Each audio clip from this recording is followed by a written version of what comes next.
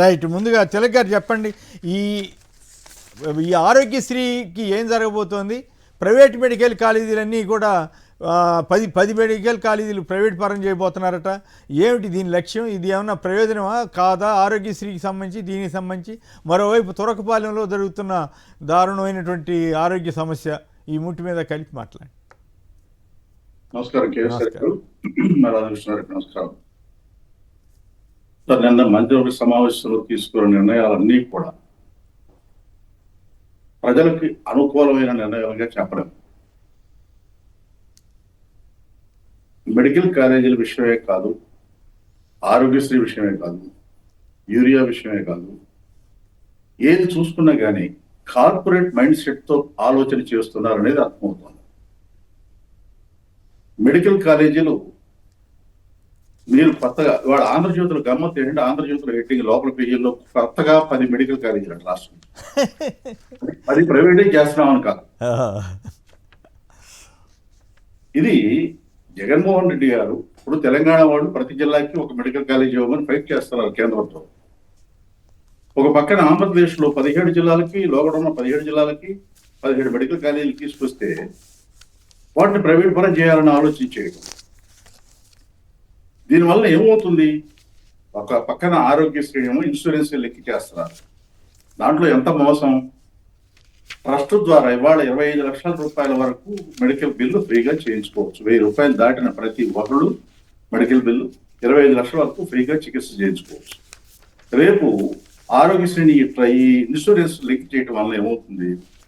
2.5 లక్షల వరకే ప్రభుత్వం పూచి పడుతుంది. 25 లక్షల వరకే అని చెబుతున్నారు చంద్రబాబు నాయుడు గారు. కానీ దాంట్లో మెలిక ఏమిటంటే 25 లక్షల వరకు ఇన్సూరెన్స్ ఈ దేశంలో ఇన్సూరెన్స్ బ్రోకర్స్ అసోసియేషన్ వాళ్ళు చెప్పిన మాట ఏమిటి? ఇన్సూరెన్స్ క్లెయిమ్స్ అనేవి 55% నుంచి 80% వరకే రిజల్ట్ వస్తున్నాయి.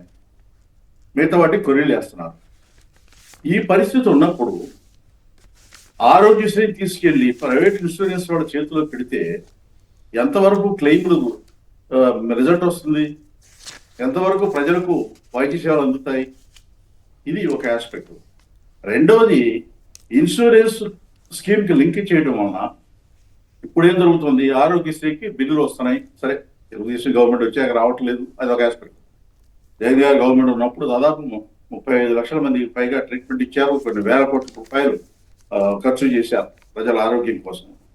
ఇప్పుడు దాదాపు 2 సంవత్సరాల నుంచి బిల్లులు ఇవ్వట్ల, ఆరోగ్యశ్రీ సేవలు జరగట్లా. ఏమిటంటే కేంద్ర ఆయుష్మాన్ భవ అంటారు. ఆయుష్మాన్ భవ కూడా ఆగిపోయింది. అక్కడ 1 లక్ష కోట్ల బిల్లులు పెండింగ్ ఉన్నాయి. అందువల్ల ప్రజల ఆరోగ్యాన్ని గాలి వదిలేసి ఆరోగ్యశ్రీని ఇన్సూరెన్స్ కంపెనీ లింక్ చేస్తున్నట్టు ఏ ఇన్సూరెన్స్ కంపెనీతో మీకు అవగాహన ఉంది? ఏ ఇన్సూరెన్స్ కంపెనీ కోసం? హలో, వినపడతాను, చెప్పండి చెప్పండి. ఏ ఇన్సూరెన్స్ మీరు అవగాహనతో పనిచేస్తున్నారు? ఎవరు ప్రయోజనాల కోసం చేస్తున్నారు? ఒకటి. 2, మెడికల్ కాలేజీలు ప్రైవేట్ పరం చేస్తామన్నారు. ఇప్పటికే 4 ప్రారంభమైనవి. దశల వారీగా అమ్మకం పెడతారు. ఈ సందర్భంలో నేను ఒక మాట చెప్తానండి. దీనివల్ల ఏమవుతుంది? పేద విద్యార్థులు వైద్య విద్య చదువుకోవాలంటే చాలా ఖరీదైపోతుంది. ప్రైవేట్ మెడికల్ కాలేజీల్లో సీట్ల రేట్లు పెరుగుతాయి. దీనివల్ల నాణ్యమైన విద్య తక్కువ అవుతుంది. రెండవది, ఇంకొక మాట చెప్తాను ఈ సందర్భంలోనే. అమరావతి ఏరియాలో ఉన్నటువంటి యూనివర్సిటీలకు 100 ఎకరాలు లోగడిచ్చి మళ్ళీ 100 ఎకరాలు మళ్ళీ కేటాయించారు ఈ మధ్య పోయిన నెలలో. మరి విజయవాడలో ఎన్టీఆర్ పేరుతో ఉన్న మెడికల్ కాలేజీకి ఇప్పటి వరకు 100 ఎకరాలు ఎందుకు కేటాయించట్లా? ఎన్టీఆర్ మీ కక్ష? ఆ ఇరుకు కళాశాలలోనే, ఇరుకు స్థలంలోనే ఎందుకు కాలేజీలు నడుపుతున్నారు? ఎందుకు అంత కక్ష ఎన్టీఆర్ మీద? వైద్య విద్యను దూరం చేయాలి పేదలకి, మధ్యతరగతి వారికి. వైద్యాన్ని పేదలకు దూరం చేయాలనేది ఇందులో నిర్ణయం. ఇందులో కార్పొరేట్ అనుకూలమైన నిర్ణయాలు, ఆలోచన ఒకటి. సరే, పోర్ట్లు, హార్బర్లు ఇవన్నీ ప్రైవేటైజ్ చేస్తామని ఇప్పుడు చెప్పేశారు. కొత్తగా 2 రోజుల క్రితం 50 కిలోమీటర్లకు ఒక పోర్ట్ అట. ఏం చేసుకుంటారు అంటే ప్రైవేట్ వాళ్ళని మించి ఒక పోర్ట్ అప్పచెప్పేసి దాని ప్రయోజనాలు పొందడం. అసలు చేసే ఆలోచన ఎయిర్పోర్ట్లు జిల్లాకు ఒకటి, 100 కిలోమీటర్ల ఒకటి. అవన్నీ వచ్చే పెట్టేయంట్లేండి. అవి కుప్పంలో కూడా పెడతా ఉన్నారు, శ్రీకాకుళంలో పెడతారంట. జనం ఉండాలి కదా అక్కడ. ఇప్పటికే కాదు అన్ని ఏపీలో ఒక విశాఖపట్నం తప్ప అన్ని నష్టాల్లోనే ఉన్నాయి. ఇది మేజర్గా ఈ విమానాశ్రయం. ఇది పౌర విమానయాన శాఖ మంత్రి చేతిలో ఉన్నాడు, పర్మిషన్ తీసుకొస్తారు, అవును, ముందు కాంట్రాక్ట్లు ఇచ్చేస్తారు, టెండర్లు ఇచ్చేస్తారు, ఆ తర్వాత మాకు అవసరం లేదు అది వస్తాయా రావనేది.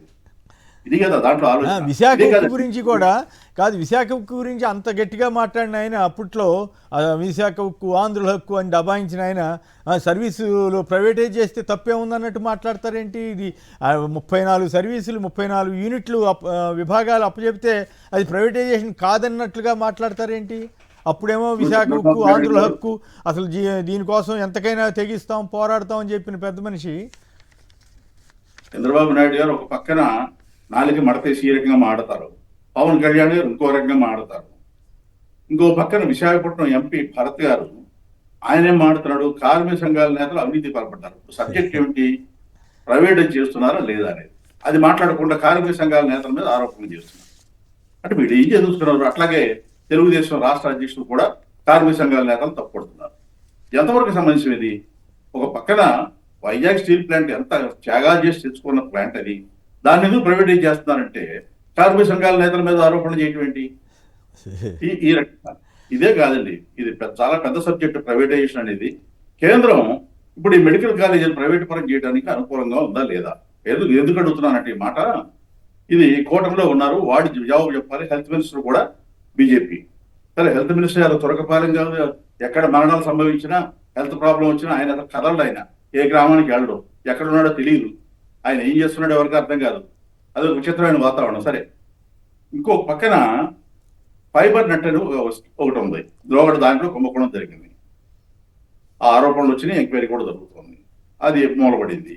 ఇప్పుడు ఏమిటి, 4,000 కోట్ల పైగా ఒక ప్లాన్ తయారు చేశారట. చేసి కేంద్రం అంగీకారం తీసుకుని దాన్ని ప్రైవేట్ వాళ్ళకి అప్పచెబుతారు. అంటే ఈ రాష్ట్రంలో కేబుల్ ఆపరేటర్ వ్యవస్థ అనేది లేకుండా చేయాలనేది ఒక కుట్ర జరుగుతుంది. కరెక్ట్, కీలకమైన ఇది ఎంత ప్రమాదకరం. ఇట్లా ప్రైవేటైజేషన్ అనేది ఒకటి కాదు. Vijayawada RTC private bus stand స్థలాన్ని లూలు గ్రూప్ ఇచ్చారు, మొదలుపెట్టారు. వరుసగా నెమ్మదిగా ఒక్కొక్క స్థలం ఇచ్చేస్తారు. విశాఖలో గవర్నమెంట్ ల్యాండ్స్ అన్ని 99 పైసలకి ఇస్తున్నారు కదా, 1,000 కోట్ల లాభాలు సంపాదించే సంవత్సరానికి 99 పైసలకి ఇస్తే డబ్బా ఇస్తారు. తప్పే ఉంది, మేము ఇస్తాం మా ఇష్టం అంటున్నారు. రాష్ట్రంలో 1,59,000 ఎకరాలు ఇప్పటి వరకు పెంచాలనేది ఒక అంచనా అండి. దాంట్లో ఫ్యాక్ట్ తెలుసుకోవాలి. అది అంత ఉందా? అంత కష్టమేమో, అంత తేలిగ్గా అవదేమో. అంటే ఏ జిల్లాలో 8,000 ఎకరాలు ఇస్తున్నారు ఎవరికి తెలియదు కదా. పవన్ కళ్యాణ్ గారి రికమెండేషన్ తో ఆయన పార్ట్నర్ ప్రొడ్యూసర్ 12,000 ఎకరాలు ఇచ్చారు. ప్రసాద్ పేరు చెప్పారు. అవును, మొత్తం ప్రైవేట్ వాళ్ళకి సంపద బాగానే సృష్టిస్తున్నారు అనుకోవాలి. రైట్, విష్ణు గారి దగ్గరికి వెళ్దాం మళ్ళీ. అవును, ప్రైవేట్ వాళ్ళకి అప్పచెప్పాలనే కుట్ర జరుగుతుంది. రైట్.